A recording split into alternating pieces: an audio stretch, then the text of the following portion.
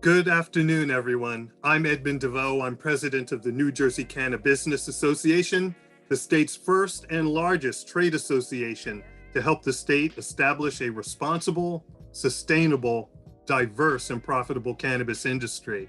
I want to welcome you to another fabulous segment of Lunch and Learn. As you may be joining us for the first time or maybe even a repeat attendee, I encourage you to use the chat feature to network. Put in your personal information, your contact information, network there, and be sure to click everyone, not just panelists, so that everyone can see your information. As we are preparing to get into our conversation, I want to acknowledge upcoming events. Tuesday, March 17th, we are having our in-person networking event in New Brunswick from 6 to 8 p.m. at the Blackthorn Irish Restaurant and Pub, located on Church Street, 61 Church Street in New Brunswick. That's this coming Tuesday. We'd love to see you there. Don't forget that there is a CRC meeting on May 24th. Would love to see how much farther we're moving the industry forward. I want to pause there and thank Senate President Scutari. I want to thank Judiciary Chairman Brian Stack, Senator Brian Stack, for their invitation yesterday. I had the opportunity to testify about access to capital in Trenton with the Senate Judiciary Committee.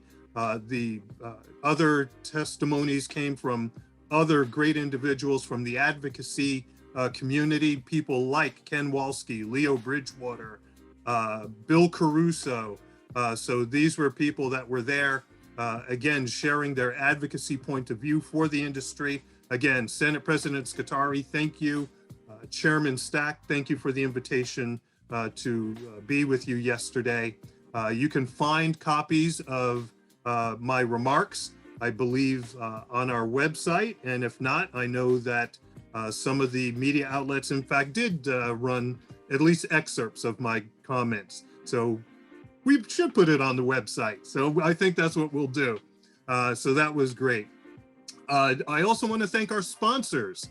Lunch and Learn sponsors today: Argus 365, a security company; Burton Trent Public Affairs; Curaleaf, current ATC and board member. I want to thank Financial Resources Federal Credit Union. Great outfit. Thank you so much for joining us. I want to thank Garden State Greenhouse. Puffin Entrepreneurs and Investors. Nathan, I see that you're here. Thank you always for your support. Saks LLP. Sheet Metal Workers Local 19. Sprague Energy. Siska Hennessy Engineering Group. The UFCW Locals 360 and 152. And Weeds Direct. So before I introduce our current guests, I do want to share a photo. As if I didn't have enough stuff to do. I left Trenton and ended up at a event called Dine Below the Line. It just so happens I do work with my church's food pantry. And sure enough, at this event, which brings awareness to food insecurity, I happened to run into Mr. Jason Friedman of the Carpenters. This just speaks volumes not only of Jason, but of the Carpenters as an organization. While we prepare to have a professional conversation and talk about what it is that the Carpenters and their associated contractors bring to the cannabis industry, I just wanted to pause and share that why New Jersey Cannabis Business Association supports organized labor. It's not just about the professionalism. It's not just about what they bring to the industry, but it is things like this. They give so much to the community at large. And just when you think you're not going to see someone, here's someone representing the organization extremely well, talking about all of the charity work that you do. So Carla, thank you so much for sharing. I just wanted to share that. And so with that, I want to thank you for joining us, Anthony Abrantes, Michael Travestino, and Rob Smith. I want to thank you for joining us. And what I'll do is I'll turn it over to you. so that you can introduce yourselves and share your role with the organization. Go ahead, Ant. Thanks, Mike. First and foremost, Ed, thanks for obviously having us on. You guys have been great industry partners from the beginning, and I couldn't thank you enough. So a little bit about myself. I do represent the Eastern Atlantic States Regional Council of Carpenters as the Assistant Executive Secretary Treasurer, the #2 executive in our jurisdiction. Currently, we're representing New Jersey, Pennsylvania, Delaware, Maryland, Virginia, West Virginia, and the District of Columbia. My primary focus primarily is similar to this here, is focusing on business development and creating opportunities, not only for our members, but our contracting partners, and finding ways to really stimulate the economy and move things in the right direction. Well, good morning or good afternoon, everyone. Mike Travestino, Government Affairs Director for the Associated Construction Contractors of New Jersey. We're a statewide trade association here in the Great Garden State, representing hundreds and hundreds of contractors engaged in multiple disciplines, from your vertical building construction, heavy highway civil, certainly specialty contractors as well, engaged in utility, marine, et cetera. Our association prides ourselves on our relationships with our labor partners, and I just want to underscore this morning or this afternoon for everybody, if we were operating or broadcasting from any other state in the great country we live in, you would not have labor and management on the same Zoom panel. We are unique, and we truly work and have a hand-in-glove working relationship with our labor partners, highly skilled, trained craft workers, and we represent highly skilled, trained contracting firms. So again, thank you for the invitation. Excited for any discussion and any inquiries, and thank you again for my colleagues for the invite. Thanks, Mike. So thanks, Ed and Carla, for the opportunity to be here today. It's a true pleasure. My name is Rob Smith. I am the Supervisor of Instruction for the Northeast Carpenters Apprentice Training Fund out of the state of New Jersey. However, as Anthony described so eloquently, all the states of our regional council, I am also deployed throughout all that entire region, supporting training as well. So it's kind of twofold. One of the the great things that we have is we have about 4,500 students in our programs, just to really talk about the gravity of jobs and job growth, and we're training for whatever skills are necessary to meet contractors' labor demands, like Mike's group and various groups like the ACCNJ across our council. So it's a pleasure to be here today, and I look forward to the discussion. Thank you. Okay, thank you so much. So as we get right into it, last week we had the pleasure of having Susquehanna, one of our corporate members and sponsors, talking about, as we look at the importance of facilities. Here in New Jersey, as we learned from other states, there is no such thing as a cultivation facility that's ready to walk into. There's no such thing as a retail space that you're ready to walk into. It's not like buying a house where it comes with bathrooms and comes with closets. We are creating everything from scratch. So at this point, as the engineer said, you should call us early and call us often. So when it comes to the carpenters and other trades, when should we call you in this process where we have applicants that are looking for suitable properties or looking for real estate? When do you get the call?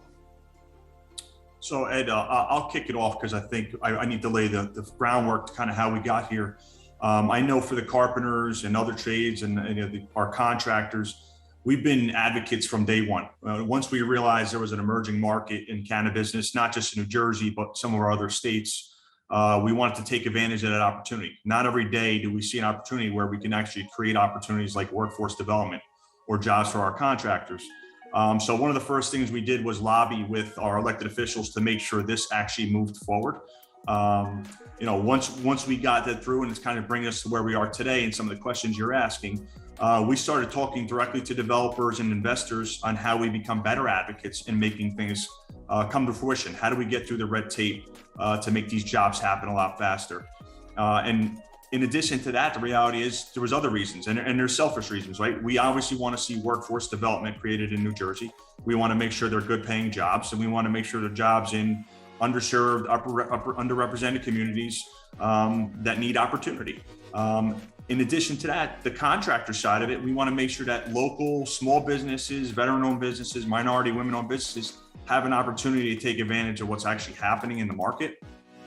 And to your point, I think that making sure we get ahead of things to make sure we're addressing the issues of the developers and people investing in this industry, that we're actually addressing those concerns sooner than later. I think we're there now. We're to a point that we can hopefully see all this kind of translate into some community and economic wealth for not only the companies and the investors and the workforce, but society as a whole that's going to reap the benefits. And I can tell you, we've been preparing for this moment probably for the last couple of years since this has been out there. And we've been training new apprentices, recruiting new apprentices, expanding our market share with contractors, teaching that the technology that needs to be learned for these type of facilities, and making sure we actually have the workforce ready. So we are ready, we're able, the contractors are ready and able. It's just a matter of having those conversations with those developers, investors, landowners, and let's put shovels in the ground.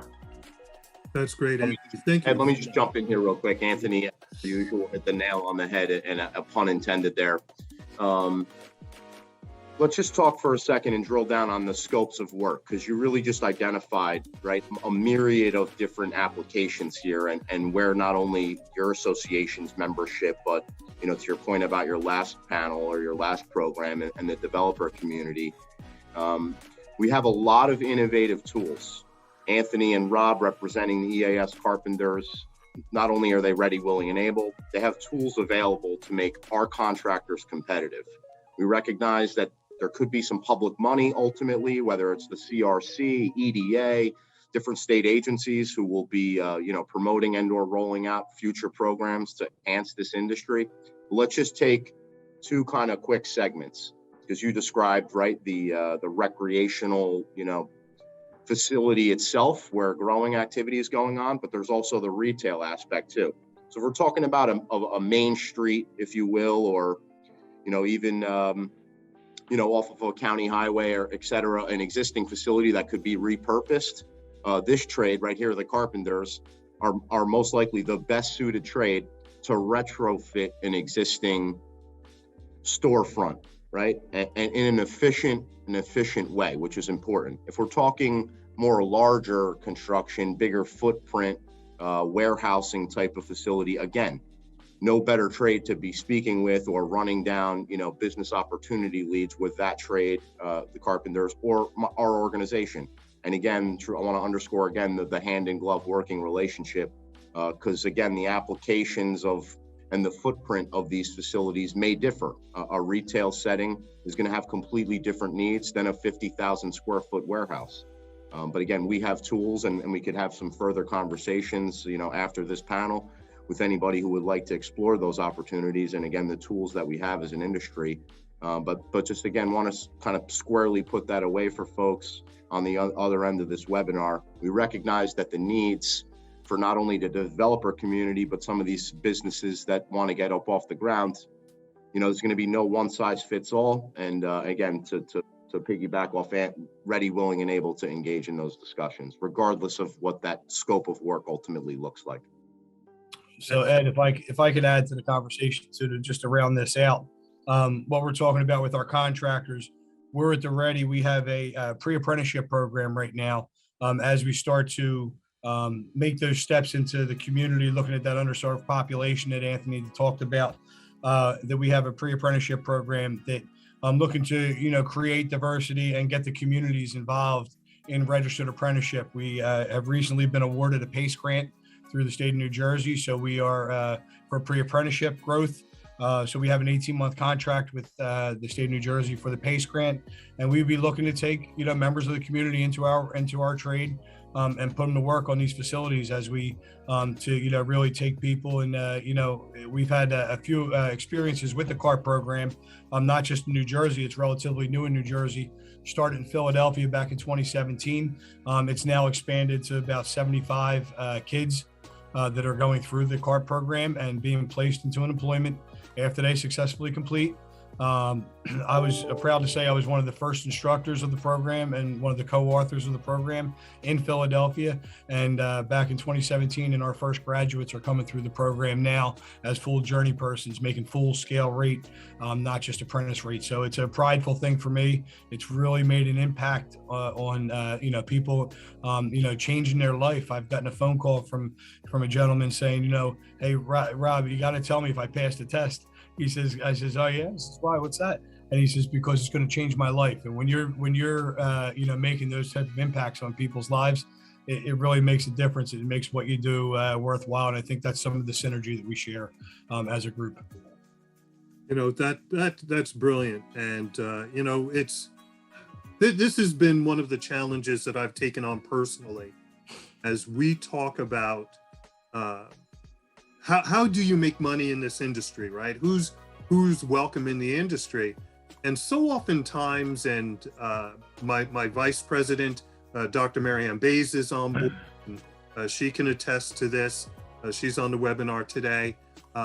We've always talked about you don't have to touch the plant to be part of the cannabis industry. And when we talk about what's profitable and how you talk about life changing, learning a skill. And I want to welcome the sheet metal workers. I know they're here, they're attending. And so when we talk about how do I get into the industry, this is clearly a way of getting in. It's not plant touching, but it is such an integral part of how we make this industry stand up. Whether you're out on an industrial strip or whether you're on Main Street. And so if you guys want to just feed into that a little bit more, because I think it's so important.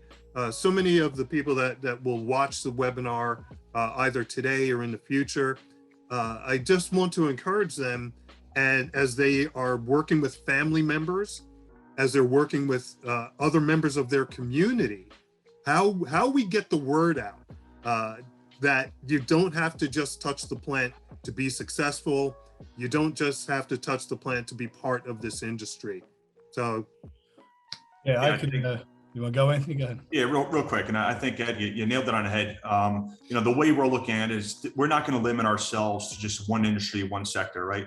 But this industry in particular, being that it's emerging, is creating so much opportunity in other sectors, right? We're talking about growing, we're talking about manufacturing, distribution, all the logistics, the warehousing, the operations, the storage. That creates additional opportunities that are not directly correlated to what's happening at the grow facility, right? So it's not just cannabis, it's so many other industries that we're going to be able to take advantage of because of one market. And I think that's where the value is when we're talking about emerging markets, is how does that impact other sectors and create a broader sense of workforce? And we're willing to take advantage of that across the board, regardless of what the trade is. Great.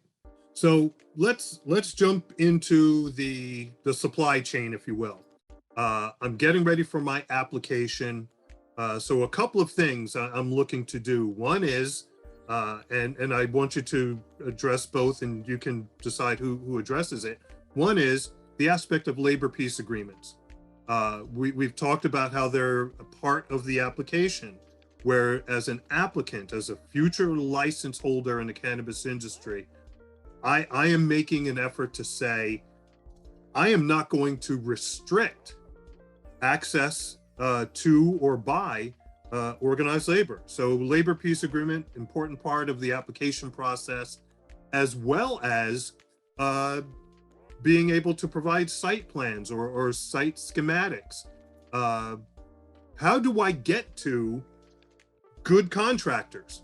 How do I get to the people that are going to do the right thing?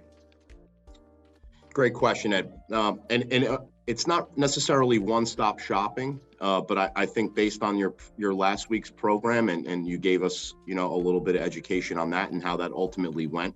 That's another team process, right? You have the contractor, the architect, the engineer, especially in the world of a private space, act as a team. It's inherent. It's incumbent upon that team to not only be forward thinking to meet the demands or the needs of the client, but also cover all those bases that several industry experts in this new emerging market are not necessarily used to, right? Botany and all that goes into it. Anthony, Rob, and I necessarily couldn't speak to that, but we certainly could speak to what you just inquired about. So ACCNJ, my contact information will certainly be made available, as will Anthony and Rob.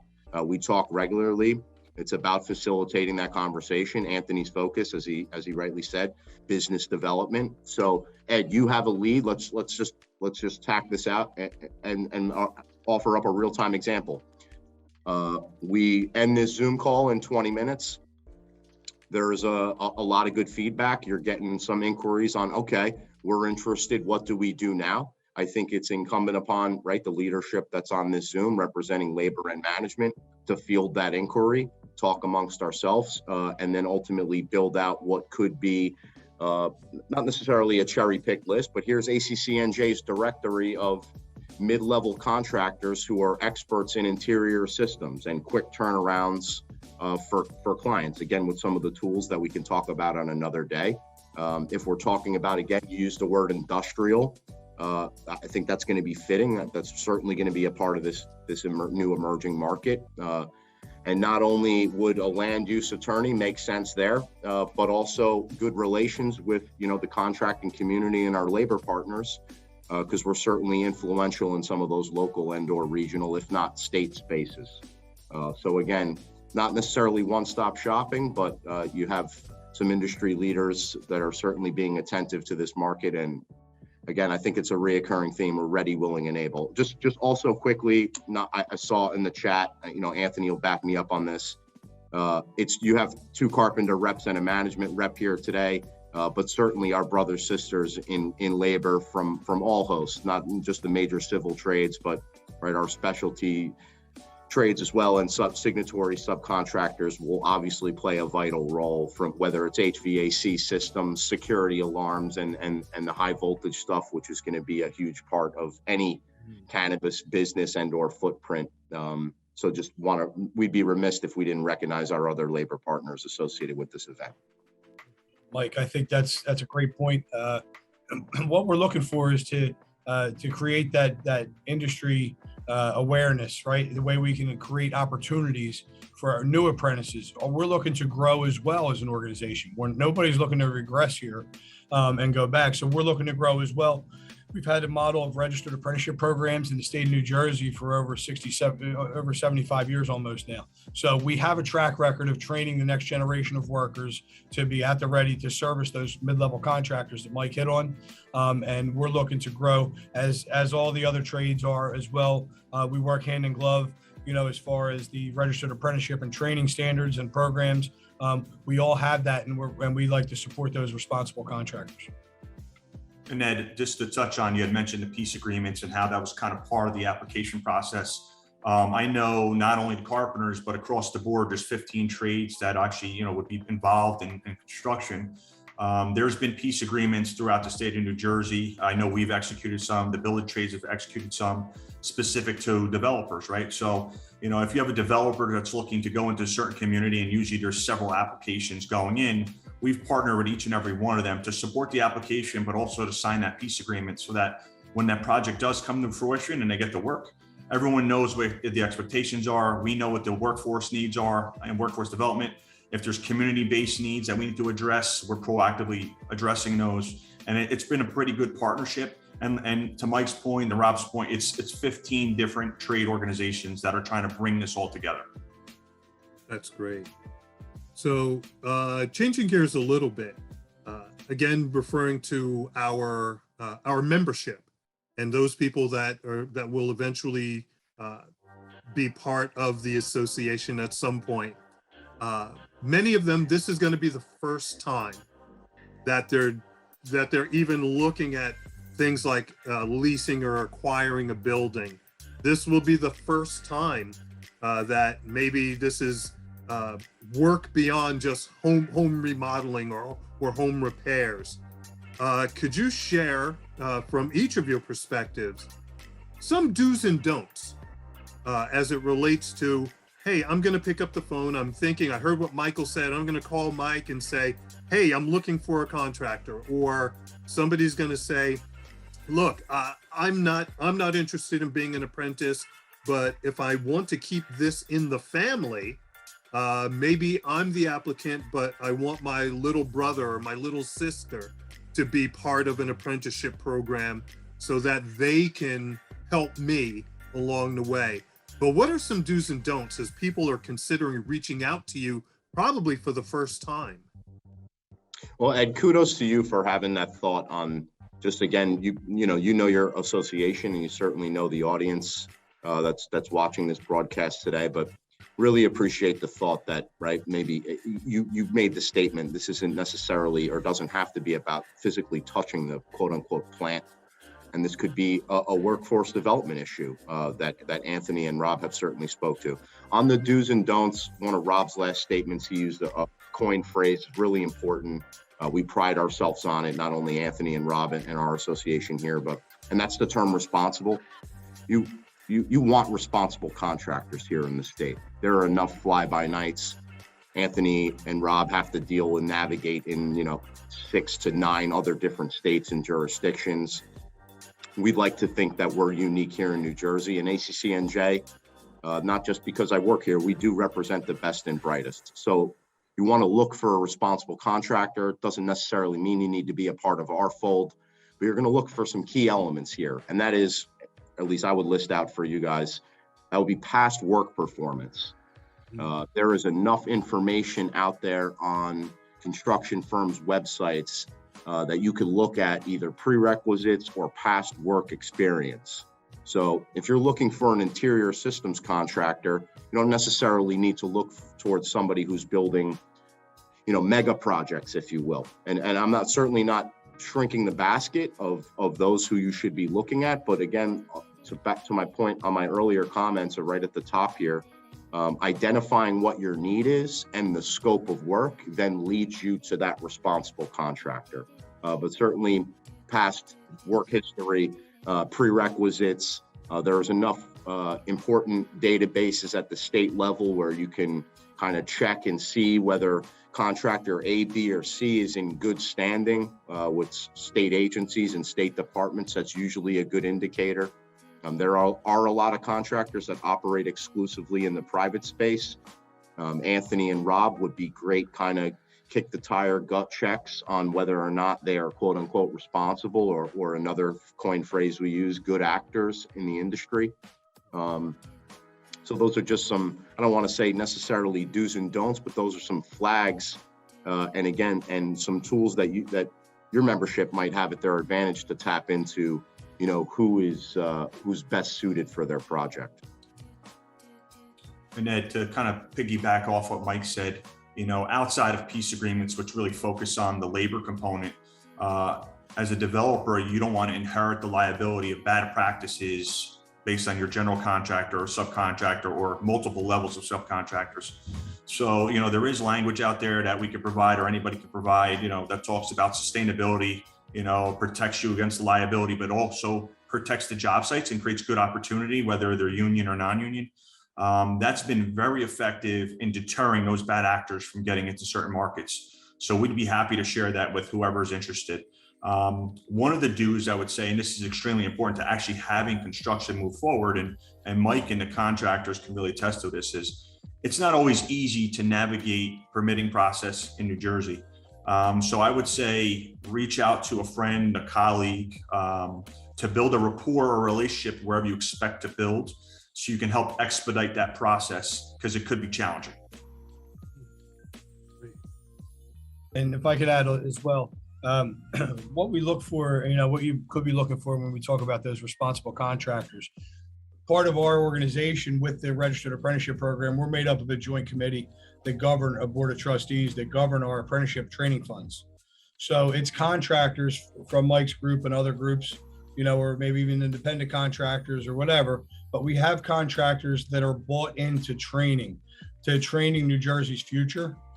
And if you have those contractors that are they're in that harmony already, or in that kind of dynamic of we're bought in on training, we understand how we train the next generation, then why not utilize those contractors that are already bought in and investing their own money into making sure that somebody's cousin, in with the cannabis industry, or a brother or whatever, could, serve a registered apprenticeship and learn a craft and learn a trade. So those contractors, those good, responsible contractors are already making that commitment before you even get to know who they are, just by being associated with the union.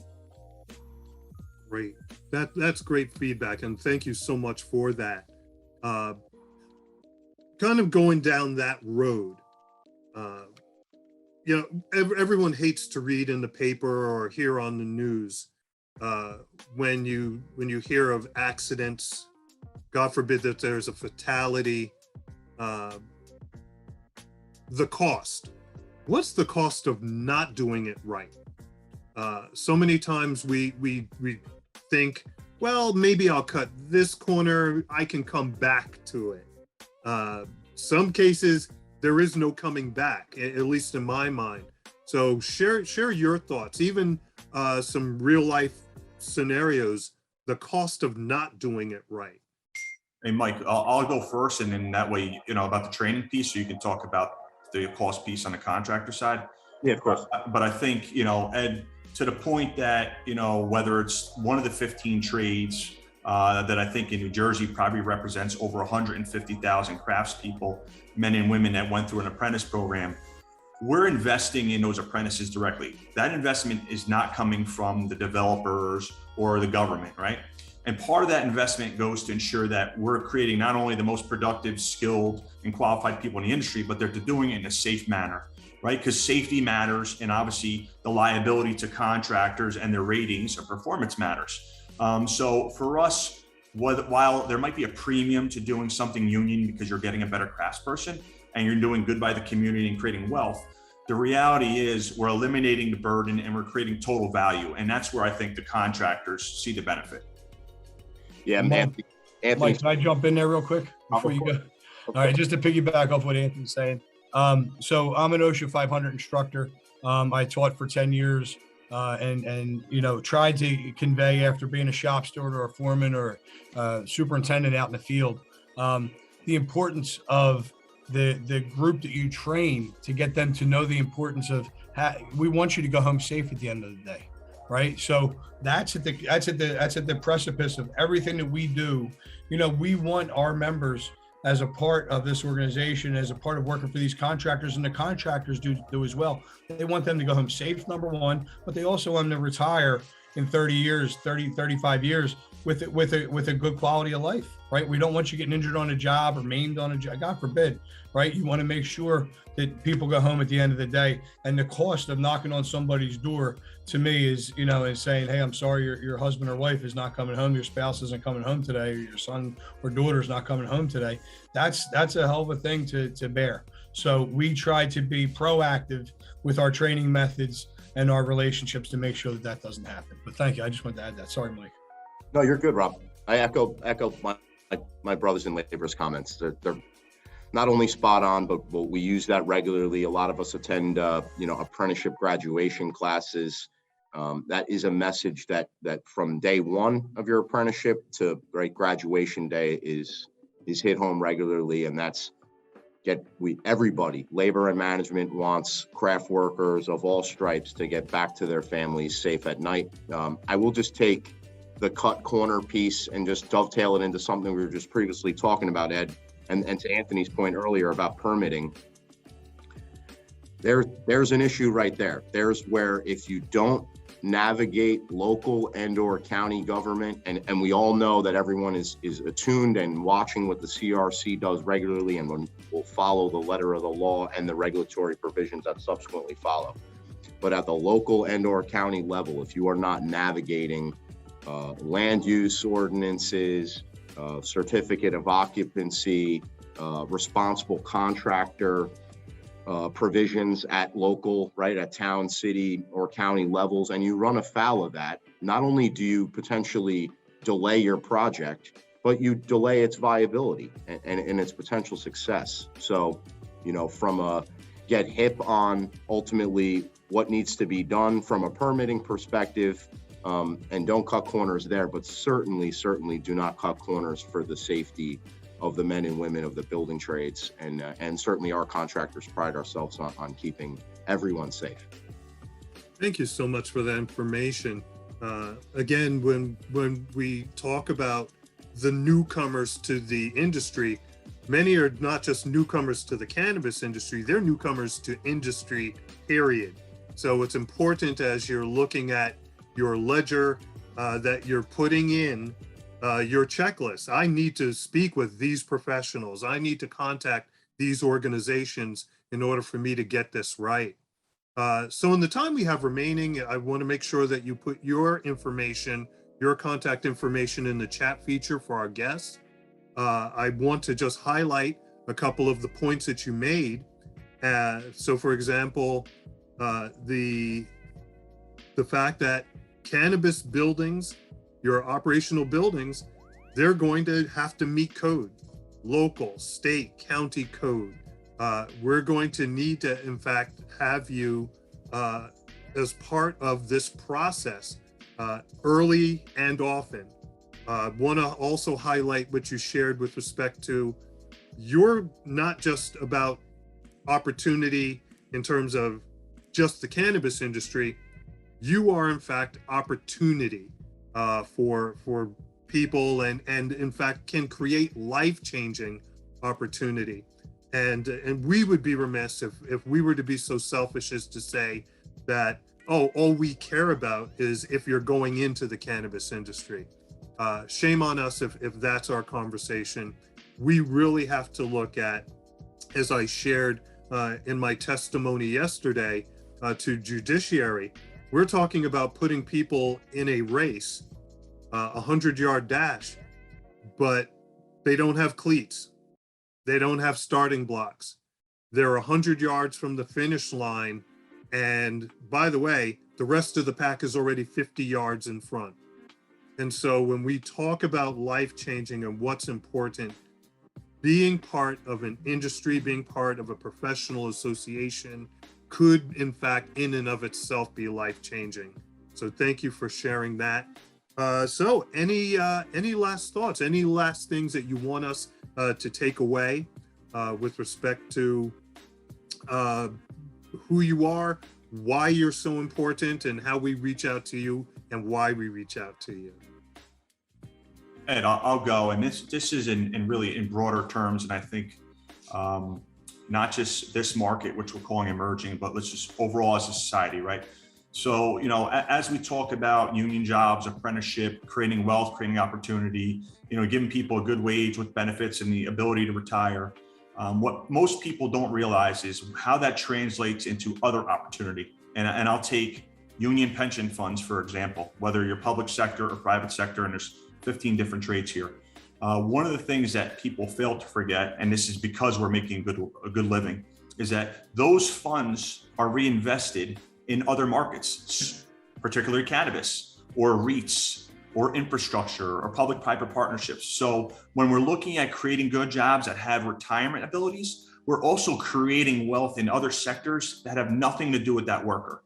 So, you know, the one thing I don't want to, I want to make sure we focus on is for carpenters and for the trades and for Mike, we're pro-business, we're pro-development, we're capitalists, just not at the expense of the worker. Because if we drive down the cost of labor and we suppress workers, the reality is that's going to impact everybody in the end, not just the workforce.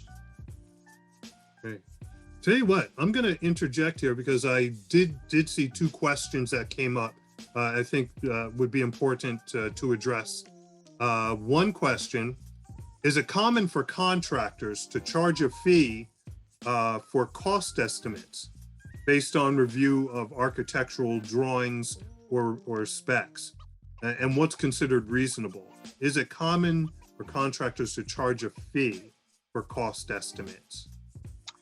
The terminology is slightly off, Ed, and certainly no short pants on whoever made that inquiry. A cost estimate would be something that the contractor would ultimately be looking for. So you have your architect and your engineer put kind of plans and specs together.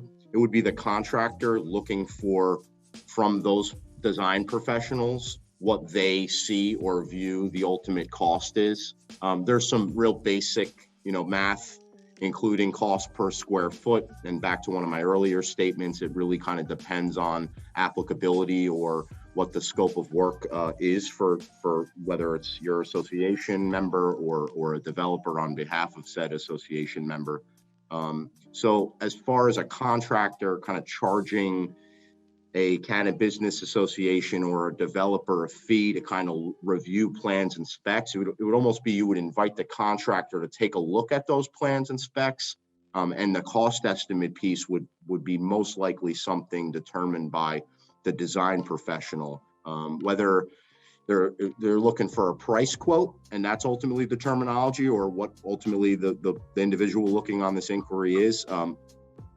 If it was a price quote, ultimately, it depends contractor to contractor, who views that as an estimating department fee and overhead, et cetera. But if it's more specific and or nuanced, again, I drop my email into the chat. Anyone on this webinar or views it, a week from now can certainly tap into us on their specific inquiry. Great, thank you. Thank you for sharing that. Yeah, some people are having experience where they're being charged for the quote. So that's I guess that experience. That's not traditional, Ed. I mean, yeah, the incentive is for a contractor to provide you with a quote, be competitive, productive, meet the times and schedules, give you a good product, and hopefully they get the job. That's where they make their money. If someone's looking for money on the front end to bid the job, that I probably would not give that contractor the job.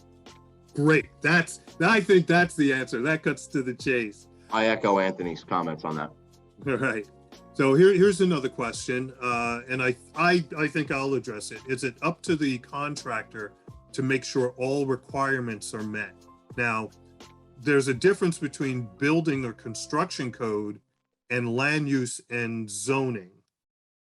Unless you guys want to take that, right? So there's building code that the contractor helps you obtain, but zoning and land use, that's done by the zoning officials. They create the use of the property. So if you just want to chime in there. Yeah, Ed, some of those, what you just hit on, would be contained and subject to contractual terms. I was speaking before about certificate of occupancy, right? A key provision for a contractor, delivery date, commencement date of construction, and ultimately when it's going to ultimately be turnkey. Those would be really important provisions. As far as the land use and ordinance, although Anthony, Rob, and myself could probably wax poetic on that, more likely a scenario in which you're engaging a legal professional to navigate those realms. Certainly, I think your audience knows there's a complex kind of myriad of statutes and or regs, draped over, right, state, county, local levels. But specifically, most of the contractor's role and or the agreement struck would be, subject to that contractual obligation and or terms. Great. Guys, I can't thank you enough for taking so much time with us today and sharing your expertise and knowledge. I just want to thank you once again. I want to thank our sponsors, Argus 365 Security, Burton Trent Public Affairs, Curaleaf, an ATC and board member, Financial Resources Federal Credit Union, Garden State Greenhouse, Puffin Entrepreneurs and Investors, Sachs LLP, Sheet Metal Workers Local 19, Sprague Energy, Siska Hennessy Group, the UFCW Locals 360 and 152, Weeds Direct. I want to thank you all for being with us today. Also want to highlight Tuesday, May 17th, we have our in-person networking event in New Brunswick from 6 to 8. Please visit our website, NJCBA.com, for that and other upcoming events. Again, I want to thank Michael Travestino, Anthony Abrantes, and Rob Smith. I want to thank you so much for information on the carpenters and contractors, how you work together, and the value you bring to the cannabis industry and to potential property owners, site owners, and site developers. Guys, again, thanks so much for what you do. Thanks, Ed, and thank you for your team. Great opportunity for everybody. Thank you. Yeah, thanks, Ed. Nicely done. Thank you. Everyone, thank you for joining. Enjoy the weekend. Again, this is Ed DeVoe, President of the New Jersey Cannabis Business Association.